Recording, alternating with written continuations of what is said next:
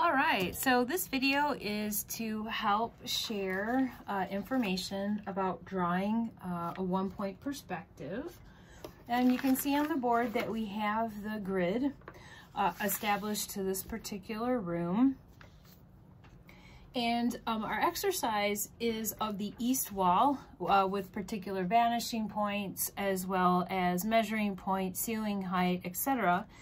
And we also have information about our furnishings and how to plot those things out.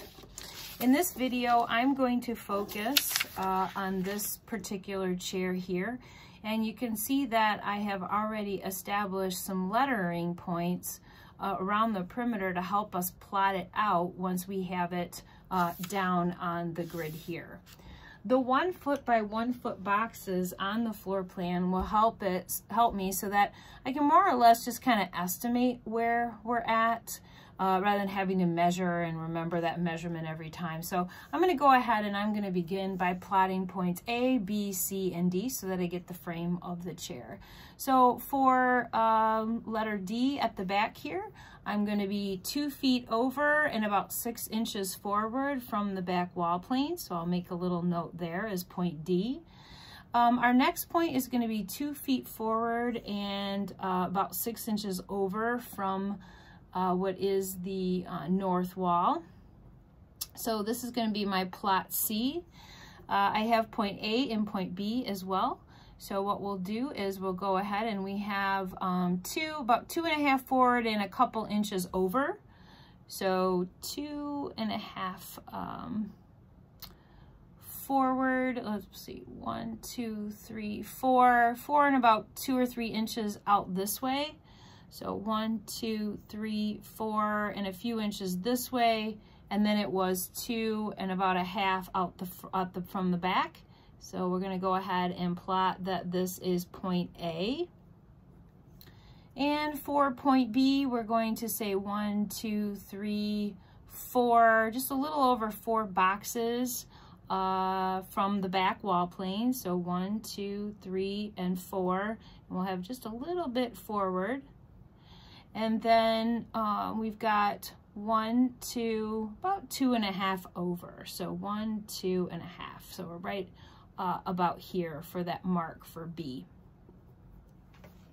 All right, so that is the plot. If I were just to kind of simply take the lines to show you what that frame is to plot it on the base, we have something like this.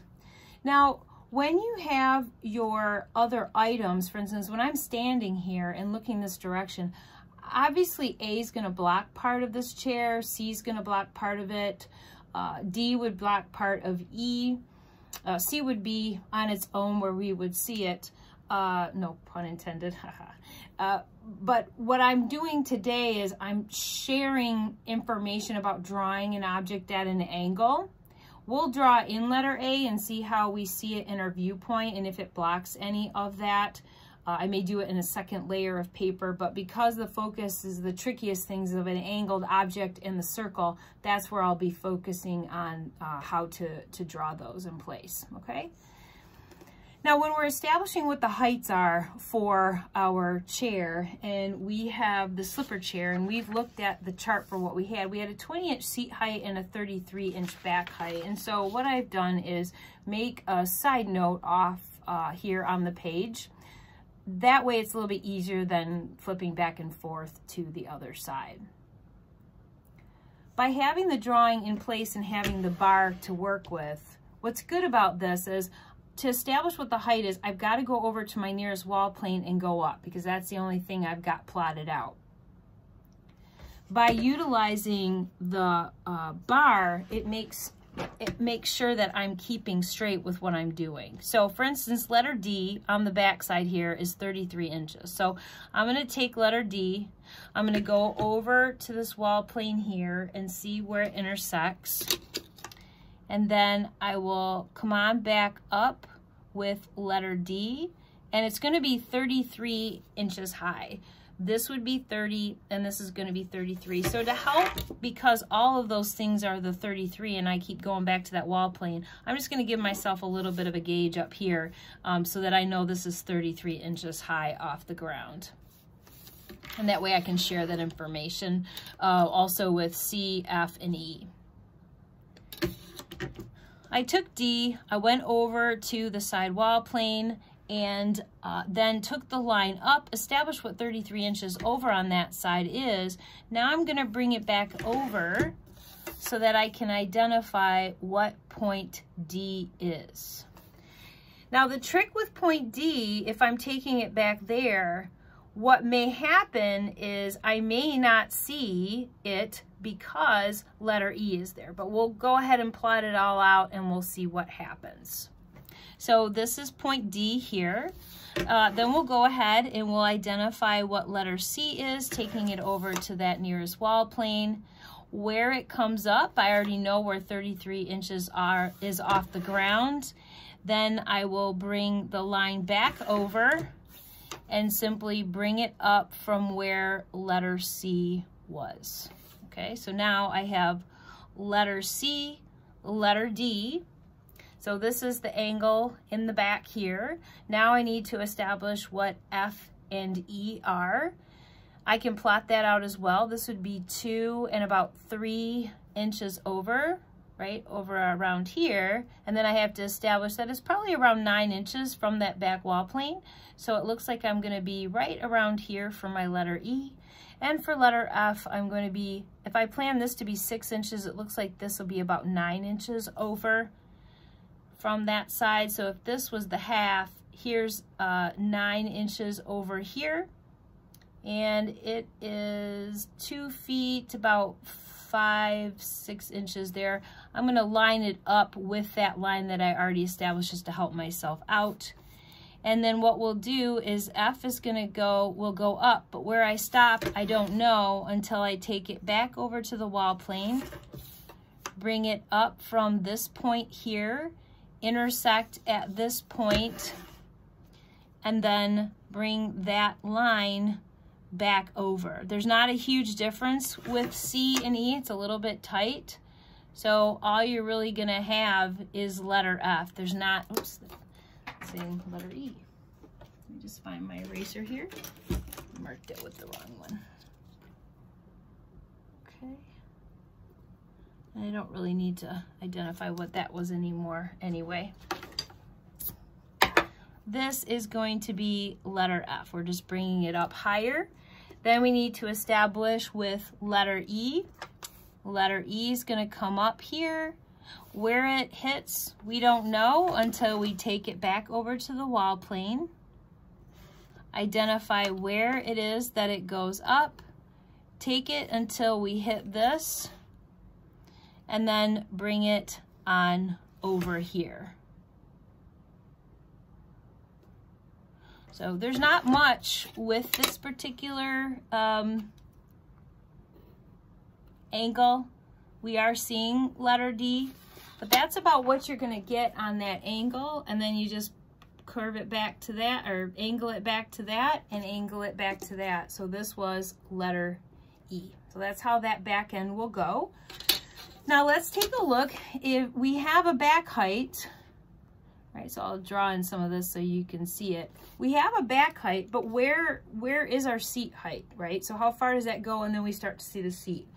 Let's go ahead and establish B, being the 20 inches off of the ground. So I'm going to take line B from the corner up, but I don't know where to stop drawing that vertical line until I take it back to the wall plane and then carry it up to the 20-inch mark. If I estimate this at about the 18 inches, right? So 1 foot, there's 2 foot, so half of that is 18 inches. And we've just got a couple more inches. We can plan that this is our 20-inch mark, and just like I did with the 33, I'm going to share the information. It makes it faster. It also helps for less errors if I get to just use that as the same one throughout. So if we establish that's about your 20-inch line, you can keep going back to that wall plane to establish that. Now, when we have the 20-inch height, I can then bring that over to point B, right? And then if I have point A and I take that over to the nearest wall plane, I then bring that up to the 20-inch mark, which is here. I'm going to take that back over, and we'll have it where those carry up for point A. So you have point A, you have point B. How I take this line back, I need to identify something so that I know where to stop it. In the chair, this is where the back begins, so I think I'll just plan it with letter F. F, I already drew a line over from the side. I'm going to take that up to what is the 20-inch mark, and I'll simply bring that back to that line for letter F. And then you can simply connect the dots to start to build your frame of the slipper chair. Now, this particular one, I can't just take back to the VP, right? Because it's at an angle. It's not perpendicular to the wall plane, it's at an angle. So I do need to establish what E is again. So let's follow along. We had letter E here. And if I take E back to the wall, and I bring it up to, because they're very close, I'm going to take my time on this one. E, come on back up until you hit the 20-inch mark here. I'll bring this back over here. This is the E where I can bring the line over, and then I can establish just the line between E and where F jogged down to the height of it. Now, when I'm establishing what, I've got to have it at least look somewhat like the object. What I would do is just proportionally, if I just take even just like a pencil and I take a look at the object, it looks like maybe the leg's about half the height of that overall seat. So let's plan that in this rendition, we're going to do about a 10-inch top here. I'll just bring it down a little bit when I go, but I'm going to plot this line here to show where the wood begins and the cushion starts, and I can also do a dividing line in there to figure it out. But let's just plan about 10 inches off of the ground. All right, so we'll go back to B, and then you have 12 inches here. Let's plan, there's half of your 6, and then we'll plan right around here, I'd say, is your 10-inch mark off of the ground. Right, so if we just say that this is the 10-inch, this particular B went here. I've already got that, I've got that 10-inch line. It came over, and now I can see that this is letter B, so like it's right here on the piece. And then I do the same thing for letter A. So some of those things that I still have left over, I'm just going to reutilize some of those vertical lines that I have. So I'm just found 10 inches here. I'm bringing it back over, and then I can start to draw out my frame. Let's identify C this time, because that is the back side of the piece. C would go over to here.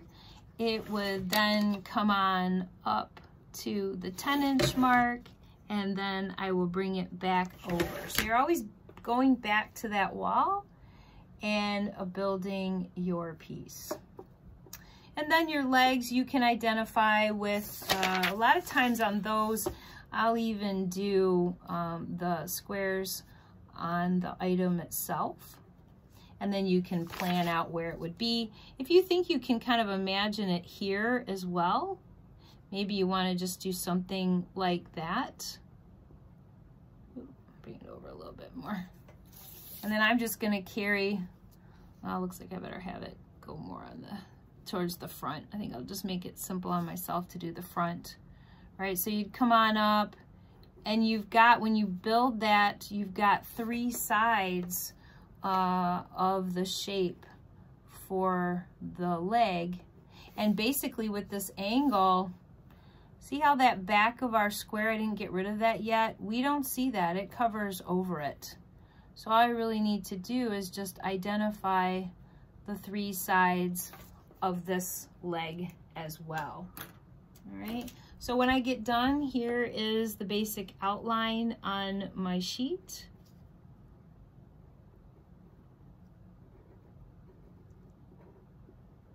try to highlight it in green here a little bit, maybe let you see it a little bit more. And then as you go through with the style of it, you know, maybe at that point you want to kind of taper in the legs a little bit, bring them in.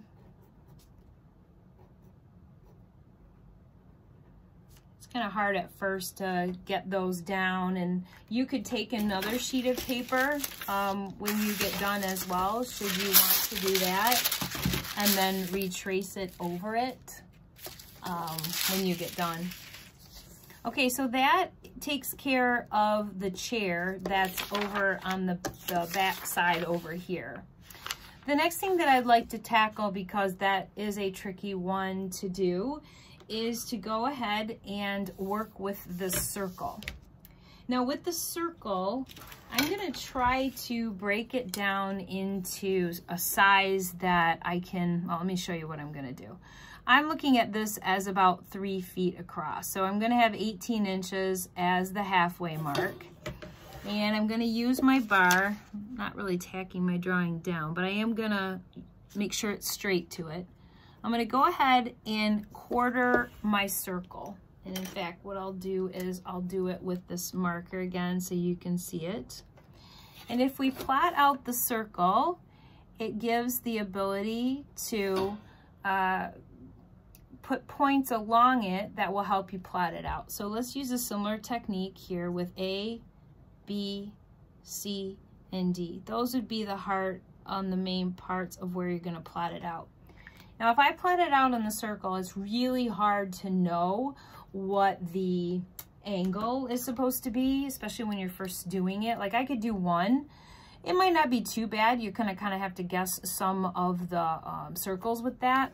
I think what I'm gonna do is I'm gonna go ahead and I'm gonna break it down into some increments for us.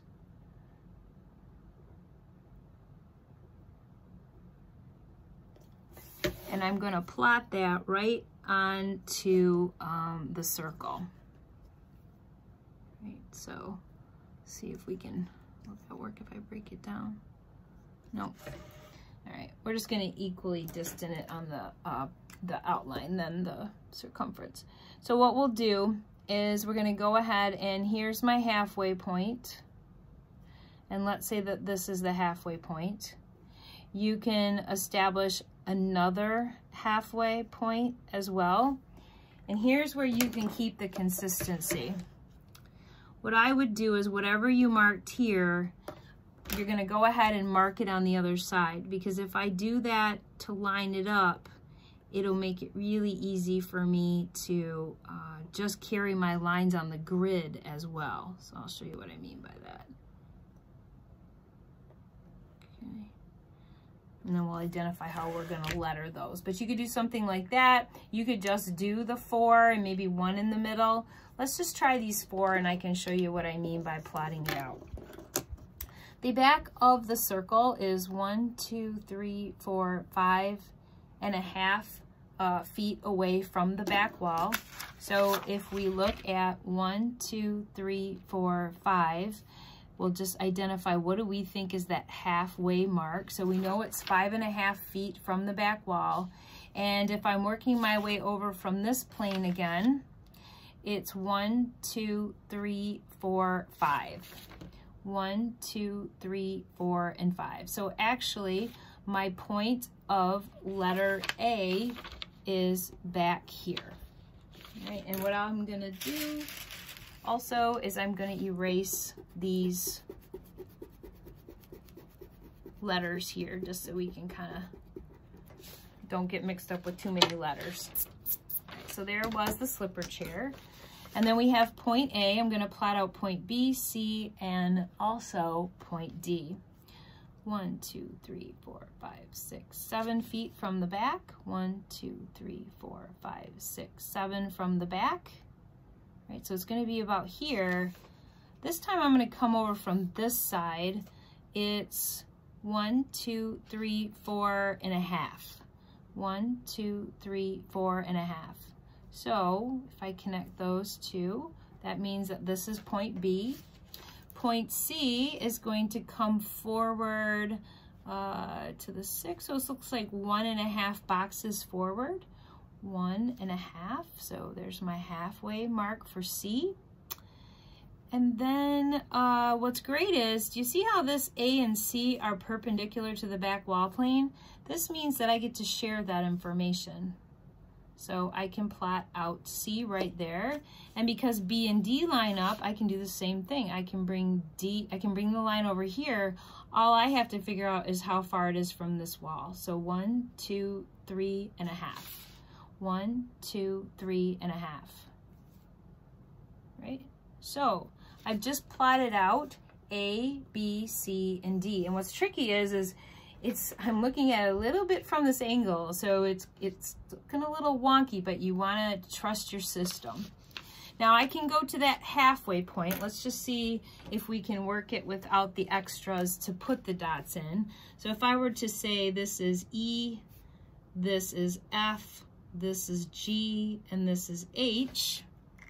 And remember, we made sure that those lined up. So just like we did with B over to D, that's going to be really helpful and efficient to do this.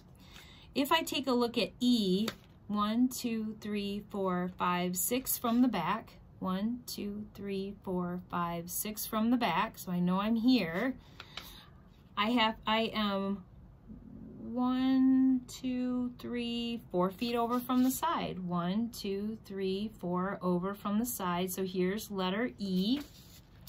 Letter F is going to be the, let's see, 6 forward and 1, 2, 3, 4, 5 over. 1, 2, 3, 4, 5, 6. And again, I could have just shared my information with E, right? But then this is the thing that changes. 1, 2, 3, oh wait, I'm up here. 1, 2, 3, 4, 5 over. 1, 2, 3, 4, 5 over. Okay. So this is letter F. This is letter G. I'm going to do my over. Now what happens is F and G line up, so I can just take G out this way. I know how far over. I have to figure out how far from the back though. I could also just say, okay, it's a foot up from B. I could just do that. And that gives me what is letter G.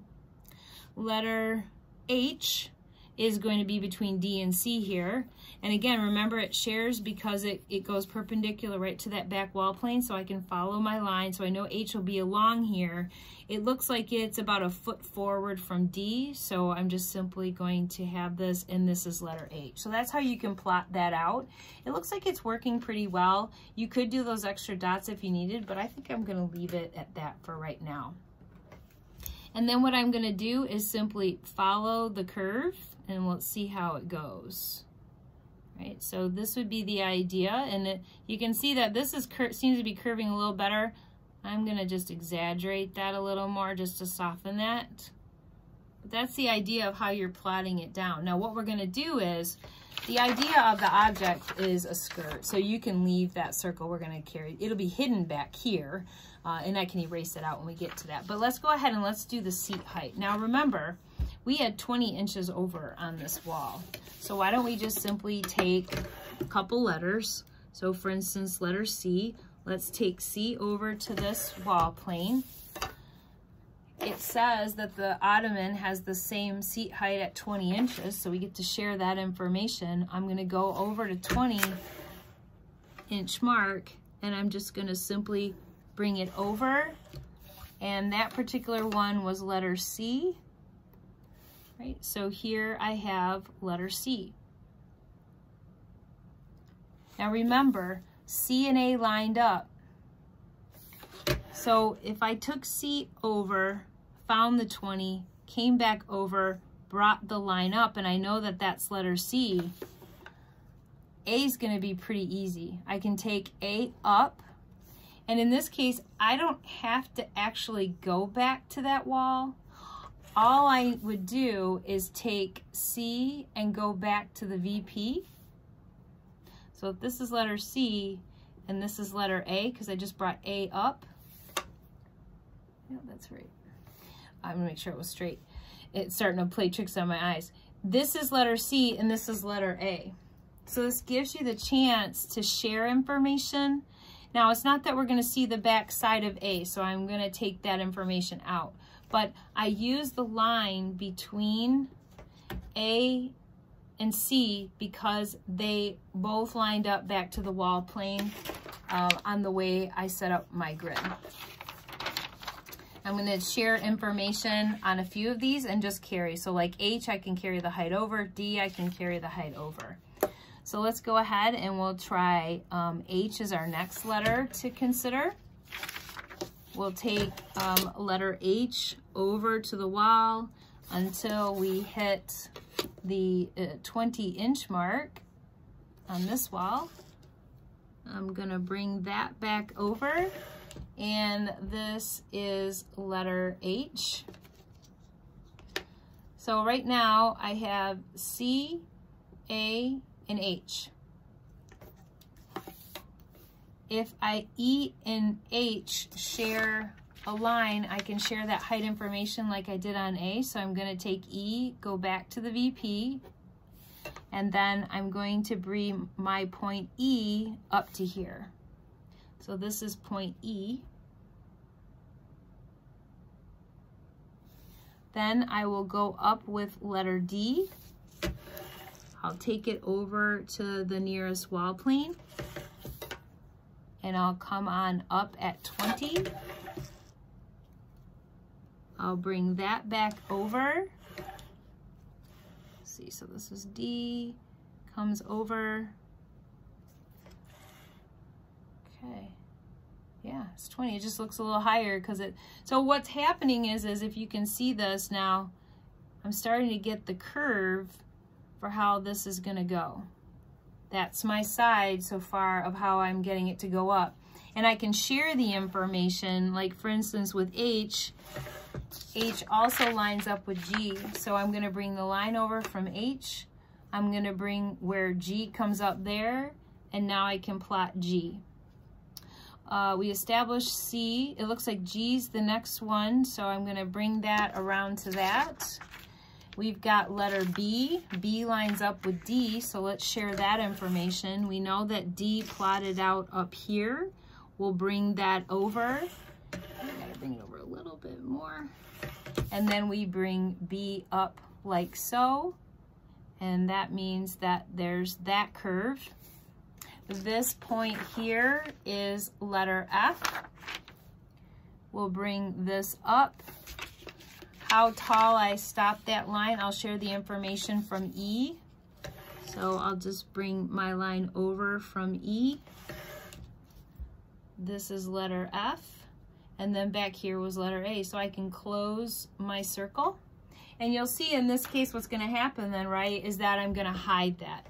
So when you get done with the drawing, you may just want to do it where you take one more layer and then you can draw in what's in the foreground first, and then go ahead and do your skirt like you're seeing for the details of it. And then you can go in and put in the details of the chair.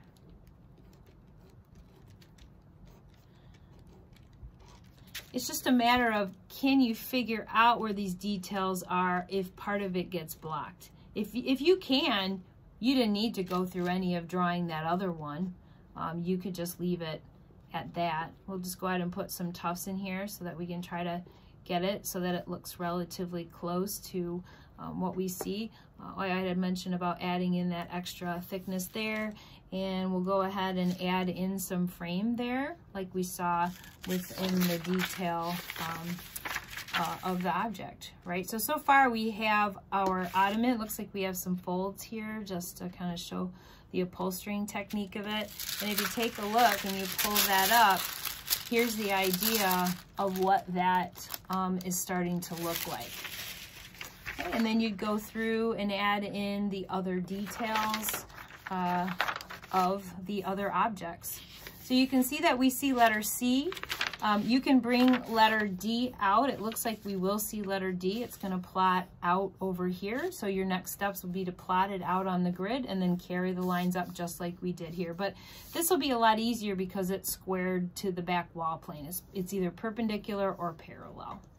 All right, and this is where I'm going to end the video by showing you the objects in circle, or an object that is positioned at an angle in the drawing. And so just to wrap up here, I'm going to go ahead and I will just add in the framing here so you can get an idea of that wall. Obviously, there's more that I have to draw to complete this, such as the window here, right? So we need to know what the sill height is, and we go ahead and plot out the window, but that will be for another time. Right now, we've accomplished showing you what the objects are looking like in perspective, if they are at an angle or they are a circle object.